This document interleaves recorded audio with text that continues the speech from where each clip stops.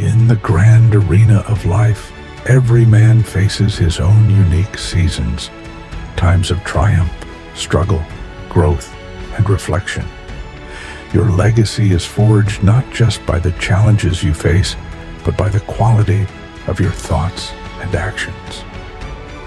Welcome to the Legacy Podcast with Ernest Wood, where we explore the path to true happiness, enduring legacy, and becoming the man you're meant to be. There we go. Hey, welcome to the Legacy Podcast. I'm excited for our guest today. Coach Rob is military vet, actor, CEO, head coach of BattleFitted, coaching brand built on fitness, mindset, and discipline. He works on resiliency and transformation. Rob has found his purpose. He's helping other people, especially veterans and other people, live a better life. Right now, we were just chatting right before we came on. We're both struggling with the same little thing of sleep. So we'll probably get into that during our show. So nice to have you on the show, Rob. Go ahead and tell us a little more about what you do. Yeah, definitely. So first of all, thank you for having me. Veterans obviously is my passion project, with us both being Navy men. So that's pretty awesome. First, you're the first Navy veteran I get to be a guest on. So that's a milestone. But I'm Coach Rob. I'm a 10-year Navy veteran. I was a former police officer for a total of 17 years between Navy, federal, and state. And I was in a very dark place. I mean, I had trauma on trauma on trauma. I continued to stack trauma. I didn't know how to overcome it. I didn't know how to deal with it. And one day I found the glorious personal development and went down that rabbit hole and realized that there was something here. And in turn, that helped me find my passion and my purpose to help veterans, first responders, and other people deal with their trauma. And as I like to say, turn their pain into progress. Turn their pain into progress. It's pain. It's one of those things that we all try to avoid, right? We're always trying to figure out a way to avoid pain or discomfort. Definitely. But I think when we learn how to lean into it, we grow faster and better and quicker, right? Exactly. They say you have to be, what I like to say is you have to be comfortable in being uncomfortable. And I found that if in everything that I do, even, fitness, anything, the progress lies with the pain. They have to go hand in hand. Go ahead. Explain that a little more. So, I like what you said. And I was talking to another coach or leader the other day. And, like you said, most people, when we are uncomfortable, our body automatically tells us, oh no, like this isn't good, right? So we shut down, or we take the easy road, or we do that thing that's not going to make us feel those emotions or hurt us, because that's our body's natural protection, our system saying, hey, I got to protect him from going through this stuff. But I learned that, especially like I said, with my mental health issues, the trauma that I had, when I didn't deal with it, stuff got substantially worse. Like I would get home and take things out on my first wife. I would yell and scream at the kids. Any little thing would set me off. And I was operating from a very dark, scary place. And it's not because I wanted to be a big meanie or be a bad person. I didn't know how to feel, what to do. I've been talking to a lot of veterans, and no one ever tells us how to deal with this stuff, right? As soon as we get out, we lose. And what I always try to relate to the civilian community, if they don't know this, when we're in the military, they give us guidance, right? We have structure, we have routine, we have manuals, we have people telling us what to do. Essentially, we have a guide for our whole career. We don't have to really figure out too much on our own. We have that tribe and community. But as soon as we get out, we lose that overnight. We literally lose everything. And especially if you move to a place where maybe it's not a veteran heavy area, or there's not a veteran community, you're alone and you don't have that tribe, and you don't have people telling you what to do. And no one, when we get out, says, hey, if you have trauma, this is how you deal with it. This is how you talk about it. This is how you have empathy and emotion, because, you know, most of us from our training, we know when we go into the military, it's kind of act like a robot and have no emotion and follow the mission. So I was operating in a very dark, negative, everything's bad, everything sucks place, and I didn't like it, but I didn't know how to deal with it or overcome it or talk about it. And, you know, trying therapy is great. There's things that work, therapy, medication, stuff like that, and I'll never downplay that. But every therapist I spoke to, they weren't veterans. They weren't police officers. They didn't see people get shot or killed or blown up or whatever. So how are they supposed to empathize with me when they're just going off a baseline of they went to school for this, and their teaching is telling them and instructing them how to talk to me? So I started realizing like there was something missing from our community, and that was having people to talk to that knew what you were going through. You know, if you have trauma and I have trauma, we're more apt to talk to each other because we've both experienced it, and we share that camaraderie of being in the military, no matter what branch we're in. Most people don't go see therapists. Most cops don't go, you know, first responders, veterans, we don't talk to people because we're afraid it's going to make us look bad or broken or damaged. We think we're going to lose our relationship, our job, our community. And so I'm just trying to break that stigma, because if you don't address the pain head on, if you don't look in the mirror and see that pain, that person staring back at you that says, man, I don't know who I am anymore, you can't fix yourself. You can't heal. You have to, it goes hand in hand. You have to have the darkness to get through to the light. You know what I'm saying? So true, man. I woke up 4 or 5 years ago and I did not like the guy I looked at in the mirror, dude. And that was like why I started changing. I Up until then, I always did the personal help, self-help shit. It was like a diet, right? Like Right. so many people go on a diet and they do it for about 4 weeks, 6 weeks, and then they end up 5 pounds they heavier than they were before they went on their diet. Because everybody just tries to fix the outside shit, like whatever the easy thing is, right? Right. Right. And that was the same thing I kept doing. I was like, "Oh, this book says to do this, so let me try this. I'm gonna write goals down, and oh yay!" And then I'm super good for about 2 or 3 weeks, and then all of a sudden, I'm back to Johnny Asshole that I was before. But Definitely. until you actually know what's going on inside of you, it's hard to fix, right? Yeah, exactly. Exactly. And the people around you, they don't understand you, right? They don't know why you're acting this way. They either think you're an asshole or you're damaged goods at that point. So, And it's so because as men, like you said earlier, when we go in the military, they don't ever tell us to, express our emotions, or especially when we were in school or growing up. right.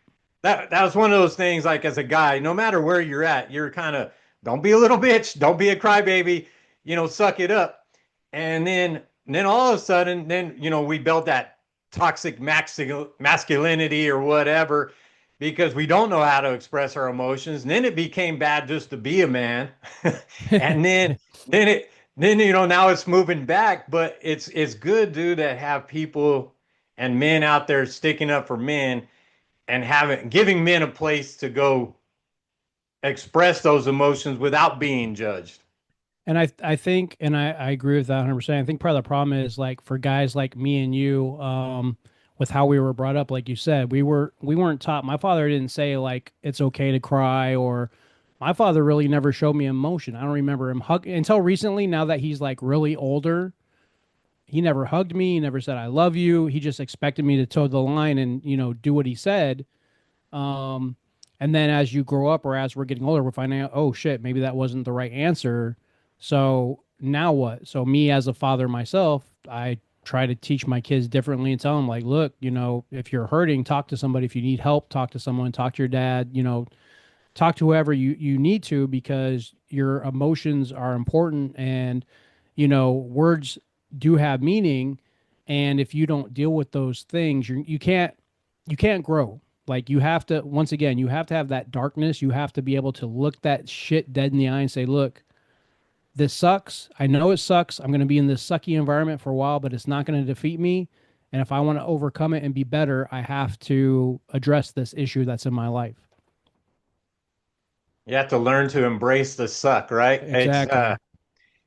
I wish, I'm glad that you learned those things while you're raising your kids. My poor kids got to put up with my I was pretty bad, like a discipline. I didn't have really a dad growing up, so I wanted to make sure my kids never did anything out like what I did, right? So I Mm. was super disciplined.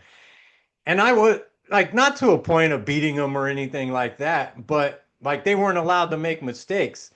And I think, allowing that mistake and allowing growth to happen is where that knowledge and that experience comes in. Luckily, both of my boys are, they're doing good, successful. There's a little bit of animosity there, every once in a while. They're like, dude, that was a dick. But I'm sure now, like you've acknowledged that, and I'm sure you're moving forward in your relationship. And at the time, for both of us, I think we just do the best we can do. It's hard when you either don't have a role model or you do have a role model and it's a bad role model.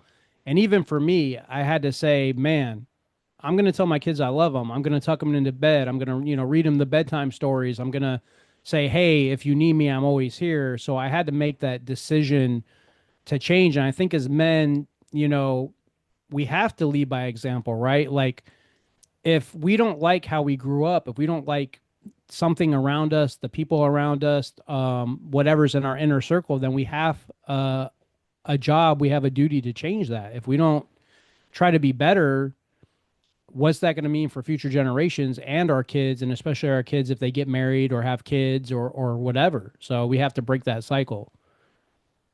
Very true, man. Very true.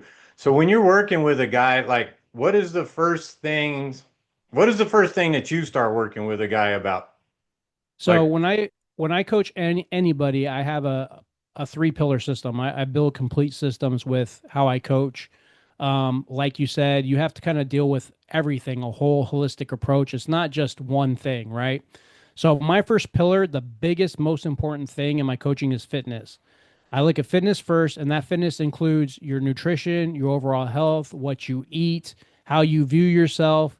Because if you're not doing any form of activity at all, that's a very dangerous place to be in, right? And if I can get you to just start move, whether it's 30 minutes a day, um, I like how you said like talking about diet and not sticking with it. I always tell people diet has the word die in it. So it's not meant for you to be successful.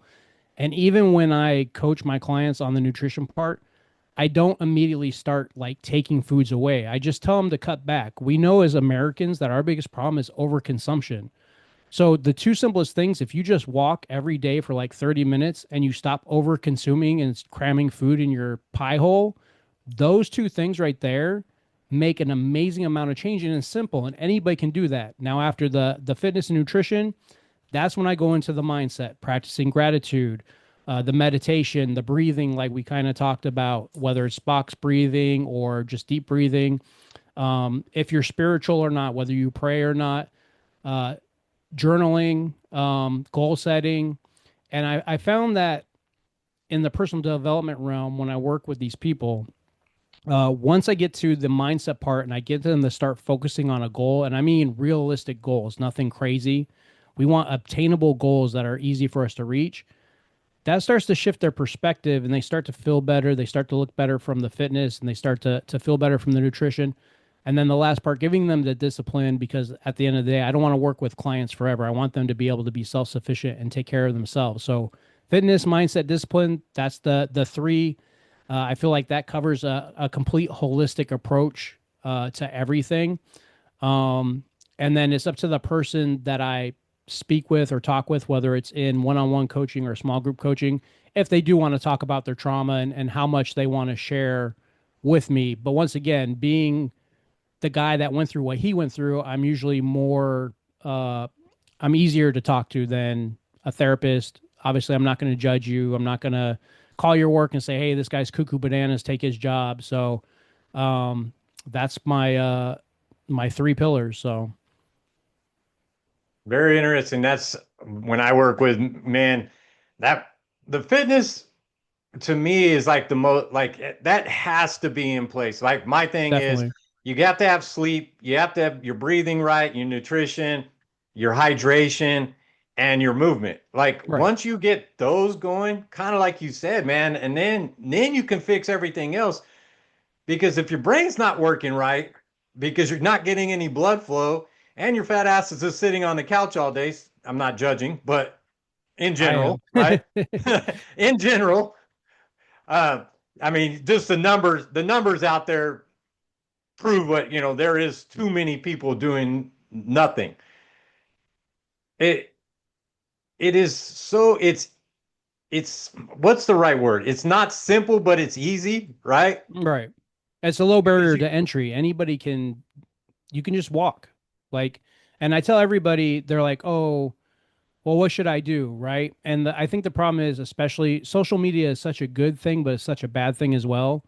And I think people get caught up in seeing the bodybuilder with the ripped abs and the big muscles, or, the chick that's slim with the big butt or whatever. And for most people, that's not sustainable. Right. Health and fitness looks different to anybody else. So when I work with somebody, the first thing I always tell them is, when they say, what should I do? Do what you love, because what you love is more sustainable, right? I love strength and conditioning. I love with lifting weights. I've been doing it for like 30 years because that's what I love. So you have to first find that activity that you love. And it's the same thing with everything: diet, working on yourself. It has to be sustainable. If it's not sustainable, you're not going to be able to grow. You're not going to be able to make any change. 100%, man. 100%. And then discipline's a muscle, just like every freaking thing else, right? Definitely. The more you strengthen it, the more you work on it, the better you get. I have this little thing. I've been doing 100,000 push-ups for this year, so I do 300 push-ups a day, Oh, wow. and I'm at 290 days straight. So that's like I always create these little habits or disciplines for myself, and I try to make them at least difficult enough where it stretches, but not so difficult that I freaking won't do it. Right. And that goes with the and I'm sure you might have heard this before, SMART goals, right? So SMART goals is S is for specific. You have to have a specific goal. So if I say I'm going to lose 10 pounds in 3 months, okay, then A, that's attainable. I can lose 10 pounds in 3 months. It's specific, attainable. The R, man, I'm gonna forget what all these acronyms mean. But the R, it's just basically so you reach your target, right?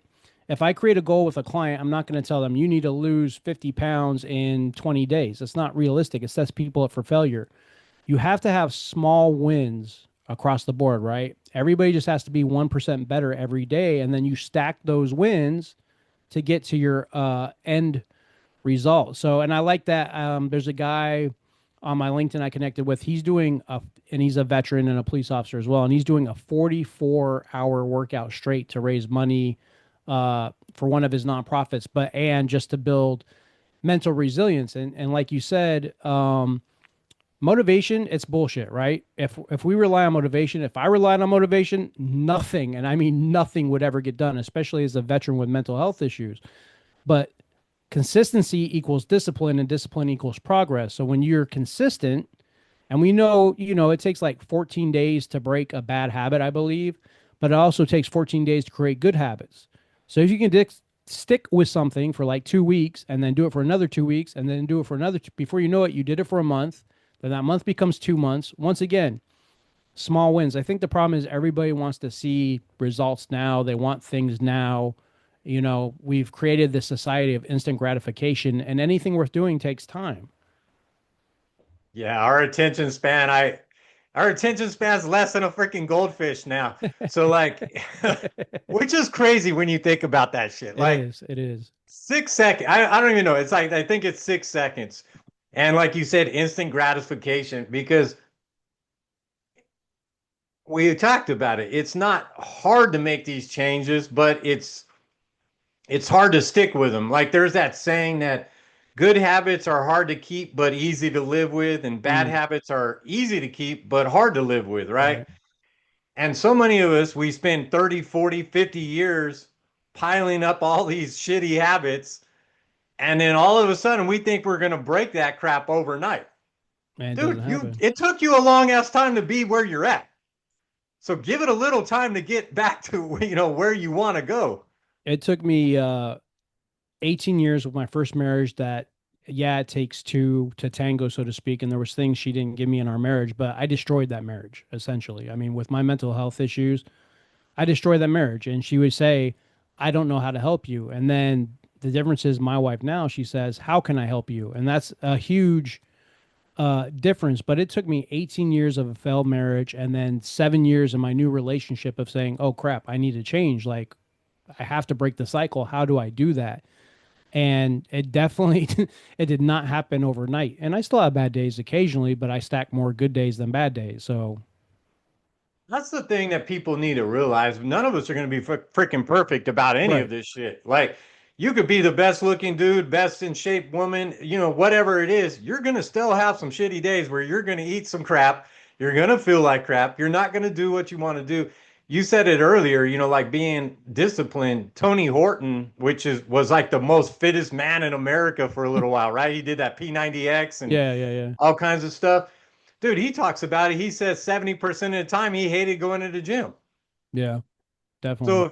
if somebody is one of the fittest guys in entire country, and he hates doing it 70% of the time, where are you going to be?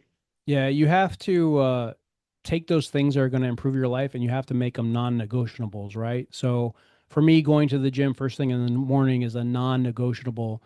And for the most of the time, I would say I'm 85, 90% successful with that of going to the gym, working out, and then, consuming some form of protein after my workout. Another non-negotiable for me is practicing gratitude. Every night before I go to bed, I practice gratitude. Another non-negotiable for me is every morning I wake up, I say it's going to be a good day. And just those three things right there, especially the gratitude, which amazes me because it's so simple, right? But the gratitude alone and telling these stories on my podcast about people that overcame adversity, and I'm like, damn, their lives were way more jacked up than my life ever was. I started to realize, man, I got to stop complaining about how much life sucks and start appreciating everything I have and everything I get to do. And it's a beautiful thing when you can realize that and make those mindset shifts. And I probably say this until I'm blue in the face until the day I die. So you have to have limitless beliefs, not limiting beliefs, right? You have to have a limitless belief system because as humans, we're the dominant species on Earth and we have the power to create, build, make anything we want, right? So you have to believe in that. You have to believe in the power of your mind. Your mind's like a computer. We can rewire that. We can reprogram that. We can rebuild that. It doesn't have to stay stuck in that one mode all the time where everything's negative and bad. I was just, I'm actually making a little content on hope. And a lot of us lose hope. And it's not Mm, like, and people use hope as like almost like a negative thing sometimes because I used to use the word like when I went to work and somebody would be like, da da da. I was like, well, I hope it's a great weekend. And they're like, why are you negative? I'm like, how in the fuck is negative hope? Like, how is that huh. negative?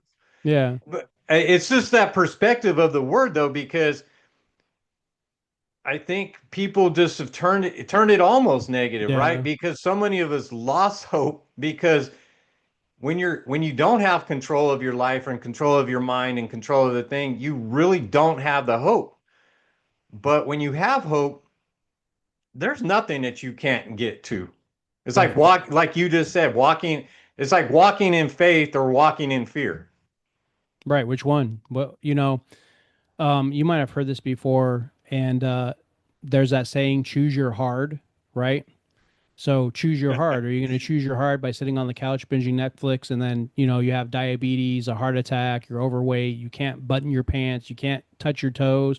Or are you going to choose your hard by being a little uncomfortable and going for a jog or walking on a treadmill or riding a bike or not eating that last, snack food that's going to put you over that limit? You got to choose your hard in life. And that hard's got to be the hard that's going to propel you to continue to have. And I like what you said, thinking about that, you're right. A lot of people use hope nowadays as a very negative connotation, and why. Hope can be a beautiful thing. Hope can be amazing. Like I have hope that I'm going to be the veteran Tony Robbins someday, you know? So I like that you're trying to reframe that in people's mindset to realize that hope's not a bad word or a negative thing. Yeah, we just can't sit around and hope though, right? If you sit Right. around with your thumb up your butt and hoping that the world's going to get better, nothing's going to happen, but you know, you have hope, you have the goals and the dreams. So you said the veteran Tony Robbins, huh? Yeah. I Yep. like it. Hopefully someday, man. Someday. I'm going to get Dude, I there. like it, man. Hey, it's a big goal, dude. That guy, have you been to any of his conferences and stuff? No, I follow him on social. And I'm in Florida, in South Florida, like near Fort Lauderdale, and I believe he actually lives in the Miami area. Um, but no, man, I have a bunch of people I look up to, and I follow them and I absorb their content and I try to get to the meat of what they're saying. Like David Goggins, love that dude. His mind is so powerful. That dude's Jo crazy badass. yeah, Jocko Willnick, if you heard of him, you know, Yeah. most of the Navy SEALs are all badass dudes who especially have overcame some form of adversity and they decided like, hey, I'm not going to let this define me. I'm going to push through. So I tried to absorb the content of those that I idolize or I like what they're saying because that just helps me be a better person. I think that goes into the whole knowledge thing too. You said, you know, our brain is a muscle. We have to exercise that muscle. So we have to still have to read books. We still have to try to learn. We still have to do things that are going to engage our brain instead of, and I love TV and movies and all that stuff. And me and my wife, we watch probably way too much TV, but you can't always like absorb that content. And even with my wife, I tell her all the time, she'll be sitting there scrolling on TikTok while watching a TV show, while texting a friend. I'm like, how can you do like this cannot be healthy. And then we go to bed, and one of my non-negotiables is I put the phone up when we go to bed. I don't look at the screen. I don't touch it. I put everything on do not disturb. And then and it's very hard sometimes, but until I go to the gym, I don't post on social media. I don't answer texts. I don't answer emails. And I think if more people would just do that alone, the benefits of that, just like staying away from the cell phone and all the content, would benefit people so much. So we can, hey, that's a perfect transition to talk about that sleep thing that we were talking about. How long before bed do you turn off your phone and the TV? Uh, Phone usually, I would say a good hour almost. TV, it depends. So we have this thing where we'll watch TV downstairs, and if we're watching a show, we will go upstairs and finish it. But after that show's over, you know, whether it has 15 minutes or 20 minutes, we'll turn off the TV. I try not to watch things upstairs that are like 45 minutes to an hour longer, so I can start to settle in and you know, decompress to go to bed. So as we spoke before, sleep hygiene I think is super important, and that involves just like everything we've talked about today involves multiple things that you have to do. You can't just do one thing and expect it to work. So Yeah, and there's a bunch of studies out there. Just keep on going with that. It's like how the blue light in the TV and the phone jack up our circadian rhythm, right? yeah, So, like my thing is around 6 o'clock on my days that I don't work, I put my phone on do not disturb, throw that shit in a different room, and I don't look at it anymore past 6 p.m. I like that. I am I perfect at it? Hell no. No. Do I do it? And but what I do notice is when I have the TV off at least 2 hours before I go to bed and the phone away about 3 hours before I go to bed, I sleep better at night. And it's so weird the way that shit works, but Yeah. it works. I And think one thing, and I don't know if you do this, I think I need to start like trying to read before bed. I've heard that's pretty good as far as instead of watching the TV to kind of relax and unwind and go to sleep. And especially for me, someone like said, my brain just runs constantly. It does for whatever reason, and I guess because the PTSD, it does not like shut off. And I get the damn earworms where I'm laying in bed and some random song that I haven't heard in like 5 years will pop in my head, and I'm like, you know, what the hell is going on? Like, what the heck is wrong with me? So. man, I'll tell you, I, we were chatting about it. I did the same crap for many years. I still, you know, I'm probably 70% better. Well, probably 170% better than I used to be. It was most nights, man. 2 hours at the most of sleep, Mm. and every day I just spent like I would wake up in the morning and grab a Red Bull and freaking or a Monster Energy, and that's how I made it through the day. But been able to break all that crap, stop drinking. I haven't drank caffeine in 15 years. Oh, wow. And then I do the Wim Hof breathing every day. I think we're very, very similar on some of the stuff. I think you've had a little more dramatic, stuff with the military and being an officer than I've been through. What is what was the bottom? Because I like to hit the bottom and then we can chat about like because a lot of people learn from the darkest spot, like you said earlier. What was the bottom? Where were you at and what made you change? So it's weird because I didn't really have, I guess, like a epiphany or aha moment, but um, so as far as the Navy, the 10 years that I was in, the first year was like the worst part of my life. And when you go in the military and the first place you go to is hell for you, that's a very scary, difficult thing. And when I went into the Navy, I went undesignated. And for the if you have civilians that listen to this, I didn't have a job. And my lovely recruiter, so I grew up in California. I didn't know anybody that joined the military. I went into the Navy to piss off my dad, which it didn't work. So I went to the recruiter. He's like, "Oh yeah, just go to boot camp and you'll get a job." And my dumb ass is like, "Oh, okay." So I get to boot camp, no job. I go to a ship, the USS Connolly, out of Mayport, Florida, a little destroyer. And back then in '97, there was no integrated females on ship. It was just dudes, and it was like being in prison. And I tell everybody, they're like, "No way." I'm like, "Yes." I was beaten, like I was a skinny 21 nobody. I got the shit kicked out of me on a daily basis. I got pulled out of my rack. I got threatened to be killed. Had officers showing me their junk, like all kinds of crazy things you wouldn't believe that happened. And at that point, I remember and I tell everybody this this story. My dad's a very hard man. He grew up in a very hard era with a very hard life. And I remember calling him at 21, crying like a baby, saying on a payphone, saying, "Dad, I want to come home." And he says to me, "Son, I love you, but you can't come home." Click. And he just hung up the phone on me. And I'm standing there with, this phone in my hand, like, what the fuck just happened? And I contemplated like going AWOL, like just getting in my car and driving home. But thank God something told me like, no, like, dude, you're gonna have to grow up a little bit. You're gonna have to fight back.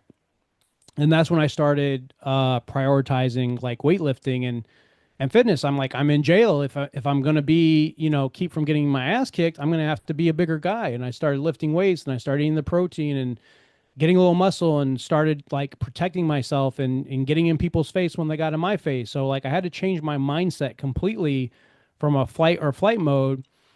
So I do that. I go through the military. I had like some ups and downs with Captain Mass and other things. Um, and when I got out, I got med separated. So I was already angry that I didn't get to do my 20 years. Did 10. I was at the halfway mark and I got forced out because of having bad knees, bad back, different issues from my time in service of being a cop and fighting sailors and arresting people and everything I had to do. So I get out and I decided to go become a police officer. And the first place I was at, which was Department of Defense, everybody there was just negative all the time, all day, every day. I hate my job. I hate my life. I hate my wife. I hate my dog. It's like a country song on constant repeat, right? So I had some issue, and that's a story for another time. I had some issues with the chain of command where they tried to fire me for no reason. I fought back with my union. I won, but then it created a hostile work environment because my chief of police, I made him look stupid. He's like, "Okay, we're going to fire this guy." So I got a job at the Veterans Affairs Hospital in West Palm Beach. And so I go over there and I'm like, "Oh, I'm going to protect the veterans. I'm going to be here for the veterans." I hated my community so much being there because I was arresting the same veterans. I was taking the same veterans to jail. I was dealing with the same veterans on drugs. And I started to realize, oh shit, there's a lot of very bad, horrible veterans out there. There's a lot of veterans that have succumbed to the drug addiction, the alcohol addiction, the verbal abuse, the mental health issues. So now I have trauma from the military, trauma from my DOD police job, trauma at the VA because of dealing with the veterans, and same thing. Everybody there, I hate my life, I hate my job. So in 2018, I'm like, I can't do this anymore. My mom had just passed. I decided to open a strength and conditioning gym. I ran that for 4 years, and then COVID hit, and I lost everything. And then after I lost everything, I thought being a business owner or owning a gym was my purpose. I was going to open 3 or 4 locations. I had these big goals. And that caused more trauma because for about 6 months, I just laid on the couch. I didn't want to move. I didn't want to do anything. I didn't have a purpose or a passion. And my wife, just trying to be supportive, and she didn't know any better. She goes, well, why don't you go back to law enforcement? Well, that was the wrong answer so I go get state certified in the state of Florida. I become a police officer for Seminole Police Department in Hollywood, Florida. And the second day on the job, a young man took his life. And I was the one that had to take the gun out of his hands. I'm the one that had to process the crime scene. And at that point, like seeing him dead in my mind over and over and over again, and then being treated like crap again, because a lot of police departments, just like the military, is a very hostile work environment.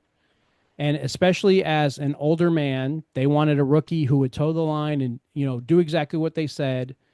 And I'm getting yelled at. And I'm asking, once again, negative place to be. I don't want to be here. I say, hey, how do you get a promotion? You can't. Do you have any specialty programs? No. Can I do overtime? No.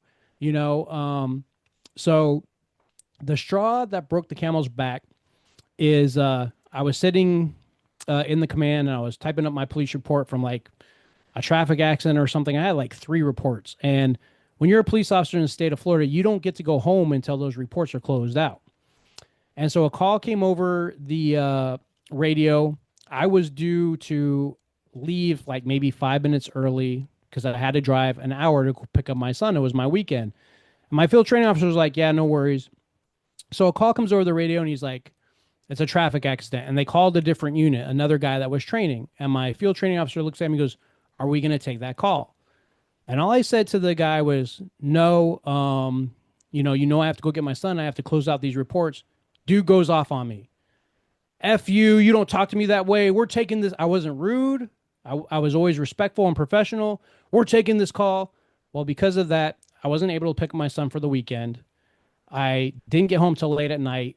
Was already like sweated through my uniform ×5, drained, tired. And I told the wife, I'm like, I can't do this anymore. So she's like, okay, if you need to quit, quit. That next day, I went and talked to my sergeant. I'm like, look, I appreciate this opportunity, but I'm done. So I had trauma, more trauma. And I'm sitting here and I'm like, man, what the heck am I going to do with my life now? Like, where do I go from here? So I was already a student. I'm in school now for communications under the Veteran Voc Rehab program. I don't know if you've heard of that or not. So I actually get my disability from being a disabled veteran, 90%. I'm trying to fight for my 100%, but that's another battle in itself. So I get paid for my disability, and I get paid for going to school. They give you like a cost of living allowance for training. So I'm getting my degree in communications right now to help me with everything I do. But the common denominator in my life was I would run into members, and I still run into members in my community that were members of my gym. And the first thing they would say to me is, well, when are you going to start another gym?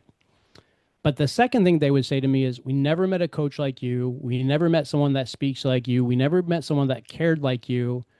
And that was kind of the universe saying, man, you need to coach people. You need to help people. And at first it was a struggle because I'm like, how can I help people if I can't help myself, right? I have all these mental health issues. I'm negative all the time. And I literally was scrolling through Instagram one day. And this was probably, it might be like 8 months now, maybe a year since I started this journey. And the guy, all he said was, when you go to bed at night, think of one thing you're grateful for. So me being like a high performer, I'm like, I'm going to think of 3. And that's where it started. Every night I would just go to bed. And even if it was the same 3 things, I'm thankful for my wife. I'm thankful for this house. I'm thankful for my dog. Speak that out into the universe.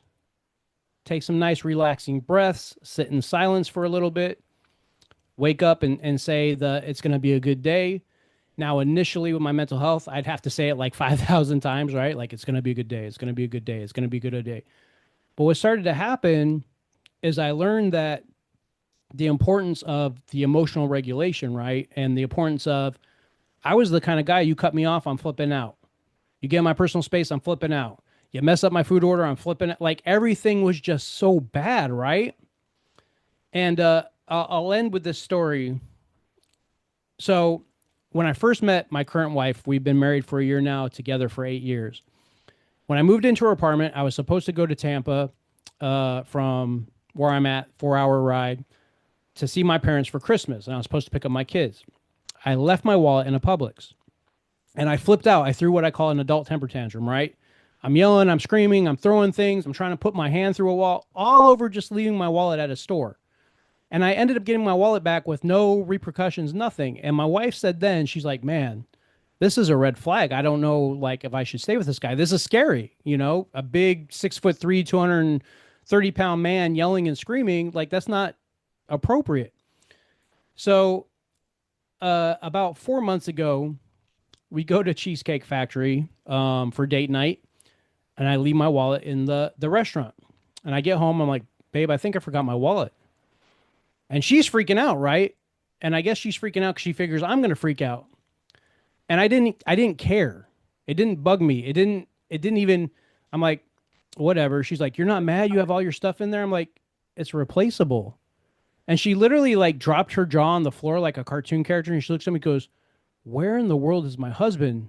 And what did you do with him? And I'm laughing. I'm like, what are you talking about? She's like, you're not freaking out. You're not mad. I'm like, I'm not going to put my energy into that. Like, why am I going to put my energy into something that I can just go to the restaurant, and if they have it, great. And if not, is it inconvenience to get a new license or a new credit card? Sure, but it's not the end of the world, right?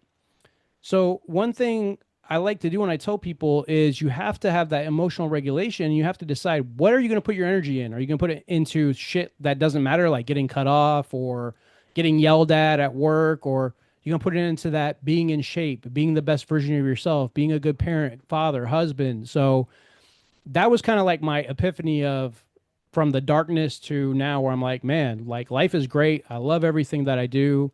And I see it, you know, you have to pay attention, I guess, to whether you believe in God or the universe or whatever, those little signs that you get of, man, this is why I should do this. And I did a talk at a behavioral health conference a couple weeks ago, and I posted my talk in podcast form. And of all people, my father-in-law, who is, he's a doctor. He's a very smart man. We don't talk that much, but he messaged me on Facebook. He's like, man, your talk was amazing. And I guess, like, so my wife tells me, she's like, yeah, I had a conversation with my mom last night. He said he was very impressed. He said, you spoke very well. You knew your subject matter material. And it just was another key in the universe saying, okay, well, this is where I'm supposed to be. And then that support system, my wife's like, whether you're making money on this right now or not, keep going. Do this. Like, this is your purpose. So That's awesome, man. So funny because a couple weeks ago, like I've been running through the same kind of crap. Like, man, what in the hell am I doing? I end up having to go back to work after a year of, I mean, I put in a year of just trying, like I wrote a book, got all the coaching program, everything done. And I was like, dude, everybody needs this. And I'm like all excited. Yeah, nobody knows who the hell you are. So same like, here. Same here. yeah. And so now it's like the whole thing of building the business, right? So I went back to work and it's a long drive and it's been tough. But one day I was just feeling like shit, and a buddy called and he goes, dude, I saw your content, man. I just want to tell you, thank you very much for putting it out. And it was like, that's all you need is that one person. Yep. If you could touch somebody, one person's life and have them help them or whatever, man, it's worth it, right? Definitely. If I keep one veteran, one police officer, one first responder, one anybody from taking their life because they realize that life's worth living and you only get that one chance at doing life, then my job's done. Like, I don't have to, I would love to reach the masses, and you know, I believe that it's going to happen, but for right now, I'm here to help anybody that my stuff resonates with, and whatever form I can do. And I think for us as coaches, or trying to help people, networking is huge, right? We have to do things like this, have this podcast, have this open discussion. We have to get in front of as many people as possible, So from a business aspect, I think people need to realize if you're in some sort of service industry, you have to network and you have to talk and you have to believe in yourself. Like that's the number one thing, right? I had a guy yesterday, like I love pizza. Pizza's my guilty pleasure, right? And I try not to overindulge and I prefer like the gourmet, more Italian style pizzas. But wife's been dog sitting. She does that as a side job. So I was alone. So I was like, I'm gonna get some Domino's. Domino's guy pulls up, and goes, man, are you a fighter? So first of all, I'm like, man, this feels good. I'm like, yeah. He thinks I'm like, no, man, I'm not a fighter. And so we start talking. Like I'm talking for 10 minutes to the Domino's delivery guy. And he's like, well, I own my own detail business. I'm like, well, I own a business too. And he's like, what do you do? And I'm like, well, I'm a coach. And just, you have to keep practicing that, right? If you're a coach, you have to say you're a coach. If you're a personal trainer, you have to say you're a personal trainer. If you're an actor, you have to say you're an actor. And then you have to believe it, you have to live it, and then you have to produce, your work and what your craft is. 100% true, man. So let's wrap up the show with your three. I always try to give three things at the end of every show from every guest, the three most important things that they can pass on to somebody else. Well, I said it earlier, fitness, mindset, and discipline. You got to have the fitness to feel good, look good, and mainly from a longevity standpoint. I mean, I'm 48. I want to make sure that I can go upstairs, I can carry groceries, I can get in and out of a car. I see how my dad's body has degenerated over the years from lack of movement. So, fitness, like, I think people don't realize the value of the mental health, the physical, like everything that comes with fitness. You can't literally, even as a veteran, and maybe you can relate to this, my injuries, I would succumb to my injuries if I didn't work out. My bad knees, my bad back, my mental health. If I didn't do some sort of activity, I would probably be in a wheelchair or with a cane or have severe issues. So fitness is what keeps me going, physical, mentally. Then once again, the mindset. You have to change your thought patterns. You have to change how we think to change how we feel, and then you have to have that discipline over motivation all day, every day. I appreciate it, Rob, man. It was great having you on the show. Yeah, I appreciate it too. I look forward to having you on my show, and having more conversation. So Yeah, definitely. We definitely need to stay in touch because I think there's a lot of little things that we're very similar in. I always love, like I said, networking's huge, and I love to work with the people that want to work with me, and we're on like the same wavelength, same path. So one team, one fight, everybody can win. There's no time for jealousy or angry or hatred. There's enough money, there's enough clients, there's enough everything for everybody. So you might as well help and be a resource instead of a burden on society. So That's a huge, I'm going to end it with that because that's a huge point right there because too many people have the law of scarcity, right? There's not enough. Believe me, there's enough anything in this world. We should all be, as you said before, grateful for everything that's in our life. There's abundance in everything that we do. There's absolutely abundance of people who need coaching. And the biggest thing is being willing to ask for that help. Even definitely. between us, right? There might be something that you know that I don't know, and then vice versa. So if we help each other out, it's just And about that helping out, being that happened, we were talking before the show and you brought up to me the Wim Hof breathing, which I completely like forgot. And that's a resource that you do and you can speak on, and I don't because I don't know anything about it. And at the end of the day, whether someone works with me, Coach Rob, or you, Ernest, I just want somebody to heal, right? They may relate to you better than they relate to me, and that's okay. It's not the end of the world. well put, man. All right, I'm going to sign this off. Have a great day. Thank you.